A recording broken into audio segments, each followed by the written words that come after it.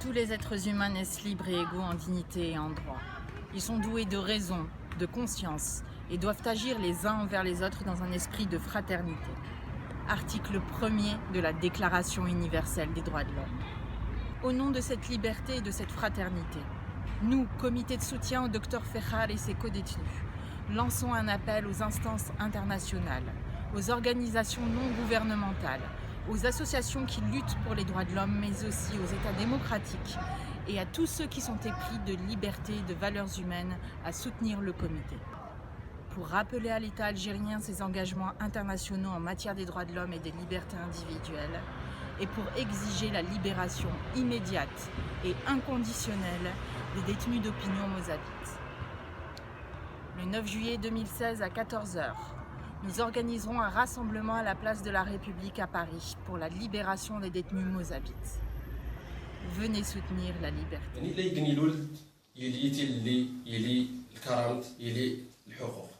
نشني نجرانا إلى قنبت نسدر أزديل نيتمال لنجرانا وني لارتيكل مزوار لا ديكلاراسيون يونيفرسال لي دروا دلوم سيسم تللي سيسم نزدي نيتمال لنجرانا الناس نيكل لابيل et les instances internationales et les ONG et les associations اللي تعافرت باش كتدير لي دروا دلوم تيموران دونيت باش كتبدنت مع لجنة الدكتور فخار كمال الدين التيكزيجا النظام الجزائر اسنيني اولا النظام الجزائر اللي تحفظت اللي ترزيد تيشوتار اللي دروا دلوم النيكزيجا النظام الجزائر باش هادي سيد السو دكتور فخار كمال الدين دي مدوشانس لان الحبس اللي توجه كنوجرو السن 9 جويلية 2016 زوج نتمديت الواسعة لا ريبوبليك دي باري باش كنحضر ايولو يمغناس ايولو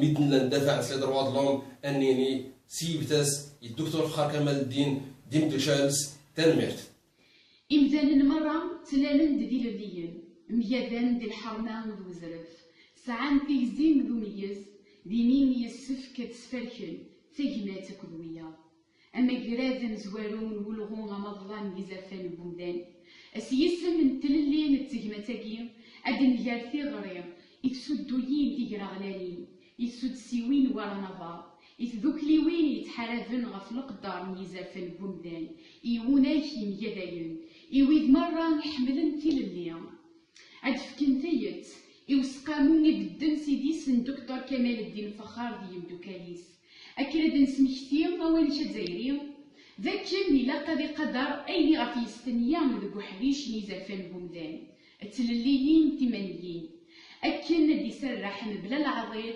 محداث ينظريين أسن 9 يوليو 2016 غف الزوج أدليلين يون وجراو بالقمراح نتقدودا لا بلاس دو لا ريبوبليك دي باريس أسد أكن أتفغنسي الحبس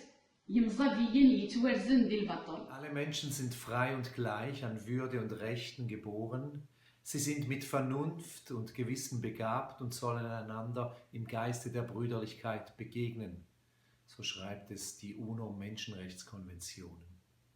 Im Namen dieser Freiheit und dieser Brüderlichkeit appellieren wir an die internationalen Organisationen, NGOs und Verbände, die sich für die Einhaltung der Menschenrechte einsetzen. Wir appellieren an die demokratischen Staaten und an all jene Personen, die sich für Freiheit und menschliche Werte einsetzen.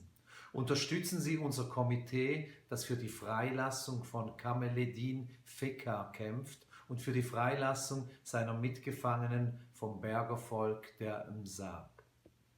Erinnern wir die algerische Regierung an ihre internationalen Verpflichtungen in Bezug auf Menschenrechte und auf die individuelle Freiheit.